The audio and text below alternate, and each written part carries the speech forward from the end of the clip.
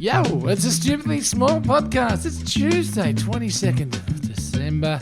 Hello, Lauren Clark. Hello. Happy birthday, Dylan. How are you? Good. Happy birthday, Dylan. Yes. Who's that? You would call him brother-in-law if we did in-laws in of our course. family. Okay. Yes. And one step closer to the grave and also one step closer to Christmas. So this is the summer series. You get robbed. Sorry, it is the summer series. I interrupted you there. Yes. Summer series. Welcome to the summer series. This one's going to be a short one. Stuart, you do get robbed if you are like Dylan and my grandfather, who have birthdays around the 25th of December, do you not? If you live in this mostly Christian, pseudo-Christian calendar. Mm. My grandfather, to make matters even worse, was a twin. He was born on the 28th of December and came from quite a poor family, and he used to get virtually nothing because it was watered down. So it was like, it's a birthday / Christmas present and you're a twin, so it's for both of you. He's a very bitter man. Yeah, that would actually suck. It did suck. You know, would Good Friday be the worst day to have a birthday? Why? Oh, because everything's closed. Christmas Day would surely be the worst day to have a birthday. But everyone's already in a good frame of mind. Good Friday is the day where there seems to be a dark cloud hanging over the day. Oh. You don't think so?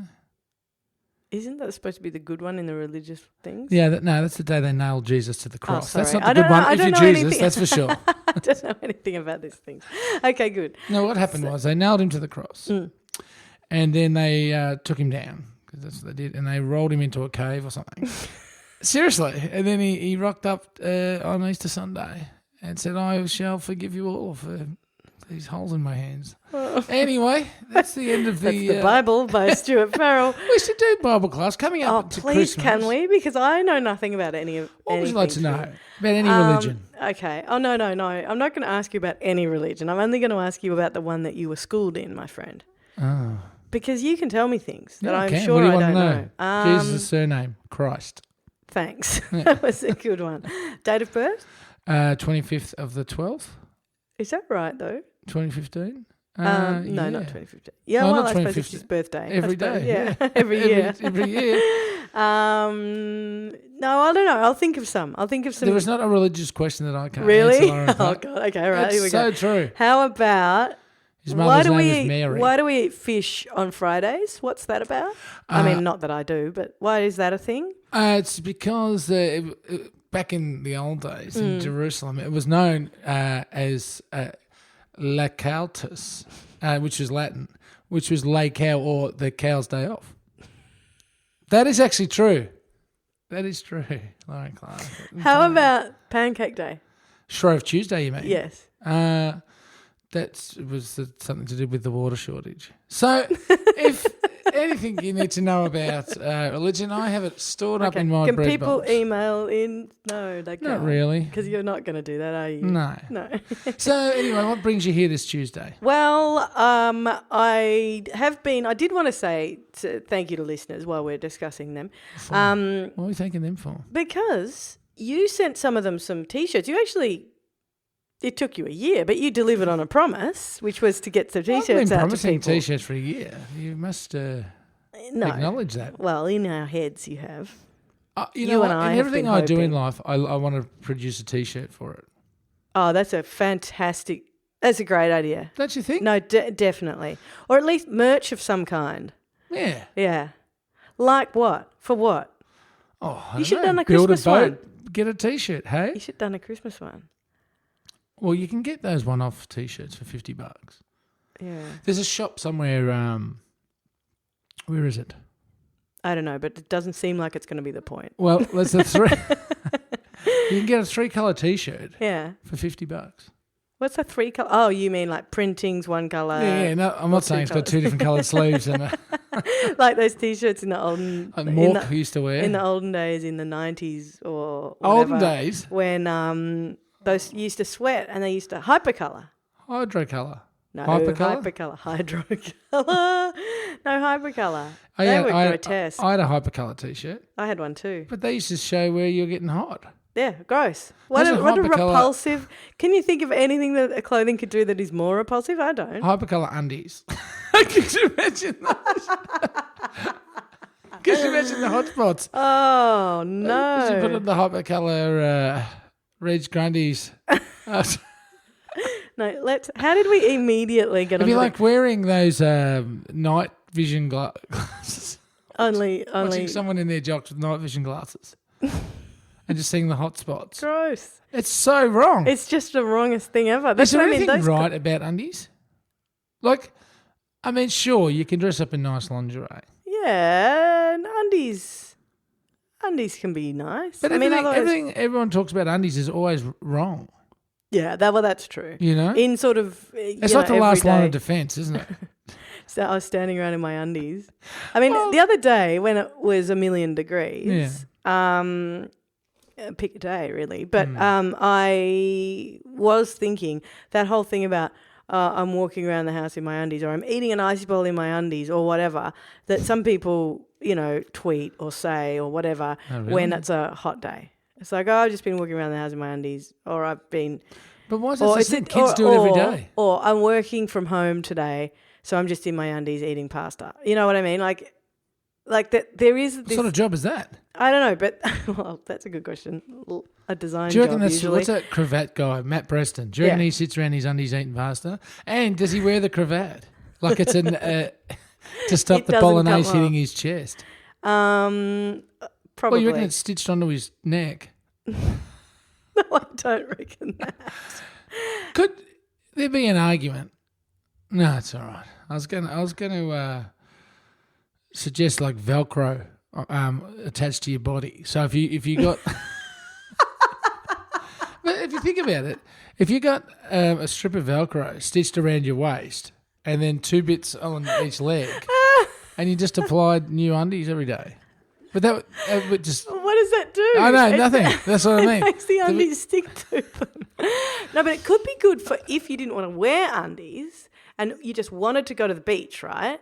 So you're just at the beach in your shorts or whatever you wear at the beach, but you've just Velcroed yourself in a couple of spots. So and then you Velcroed your sunscreen bottle and you Velcroed your sunnies. What's that? So you're walking down the beach, all this stuff It's stuck like to you've you. got a tool belt.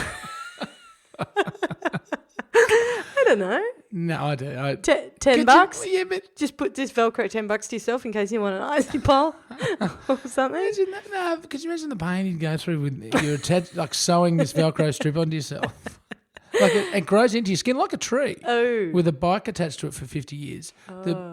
Your body would grow around the Velcro, wouldn't it? Yeah. Eventually devour it.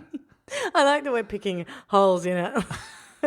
Body Velcro. In our body story. Velcro invention. This is the summer series, so you might gather that there is not a whole lot of sense to be made. No.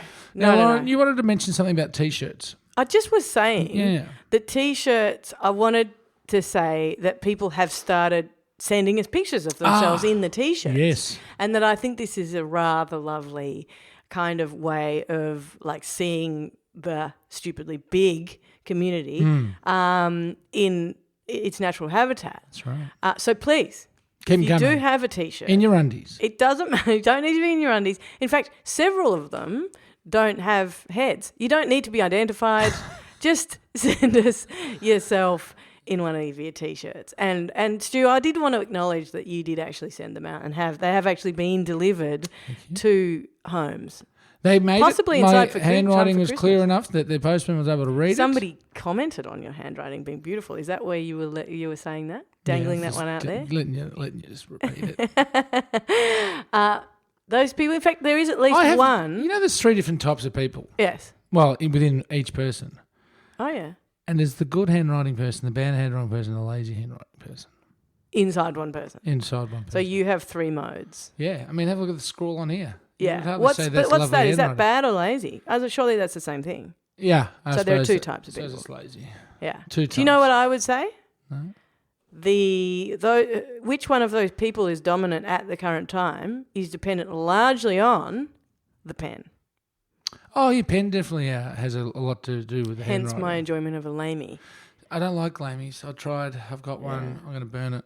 Could you not burn it? Could you bring it around here? I'll have it. It's a $50 pen, Lauren. I'm Yeah. not just give it away. I'm Can going to you- burn it. Can you can you not set fire to the $50? I'll buy it off you. Anyway, so Yes, I think that makes your handwriting nice. And your little biros that you like, what are they called? Kilometricos. Yeah, kilometricos. Bit narrow. Bit narrow, but they do make you, if you want to do good handwriting in them, then you can. Like, they're quite nice. What about those green pens? You know, the ones that had like a free-flowing ink in them? And when they worked well, they were great. But when you got a dry one, they were like the biggest pain in the hand. What are they called? They're ballpoint, aren't they? Yeah, it must be ballpoint. They've got that sort of soft nib. Yeah, like a weird nib, but they're all green, and they just had like a little colour indicator on the top of the green. A little colour nib. Yeah, tab. Yeah. Yeah, okay, nice. Very annoying pen. Also... For a lefty too, because they smudge. Oh, yeah. Do you know that's the one time I've confused you and my partner Stu is... Apart from the time I sent you a text by accident that said, I'm wearing no pants, which was because I couldn't, it was my excuse for not taking the rubbish bins out rather than anything else, I should say. That was a while ago, wasn't it? That was a while ago. No, but this other time, it was that I confidently, in front of a lot of people, said to Stu, what are you doing? Because he was writing something. I said, what are you doing? You're left-handed. Wow, really? And I had implanted your left-handedness onto him. That's weird. And I've known him for 1,000 years, and I've known that he is not a lefty for 1,000 years. But your leftydom just switched over. Well, you learn something new every day. Anyway, this is going. Oh no, that's what I was going to say. In terms of writing, when the good handwriting person comes out, the other time that I like my handwriting, or it's not necessarily my handwriting, but it's when I like the physical act of writing. Is when you're doing a crossword or filling something in or a Sudoku or a quiz or something in the paper. See, both of these, the act of writing and the act of buying a newspaper are both, of course, increasingly obsolete. But using a biro, not an ink pen, you can't use an ink pen on. It doesn't do the same thing. Does that nice little implanting so that it's like almost you're engraving as you write. Do you know what I mean? Like the paper is soft enough that it kind of cushions the pen, and that is a satisfying writing experience. When the paper is actually absorbing the ink. It's not necessarily absorbing the ink. It's more like engraving into it, like indenting, I suppose, into it. Therefore, those are the times that the good handwriter is issued forth by either the pen or the newspaper. Lauren Clark, if people want to get in contact with us, again, head to Facebook /StupidlyBig. Please. Twitter at StupidlyBig and... PO Box 1436, Fitzroy North 3065. Oh, I keep forgetting. What? There's a package for me, apparently, in the PO Box. I've got to go pick it up. I will go get it. When you say for me... Well, I got an email saying, did you get my package I sent you? Thanks, Sam. How exciting. All right, maybe it's a Christmas present. We should talk Christmas presents this week. Well, we will. Friday is Christmas. We're only 3 days away, so we'll get there eventually. We shall. Stuart, I'll see you tomorrow. Yeah, maybe. Oh, great. Happy Christmas! Bye-bye.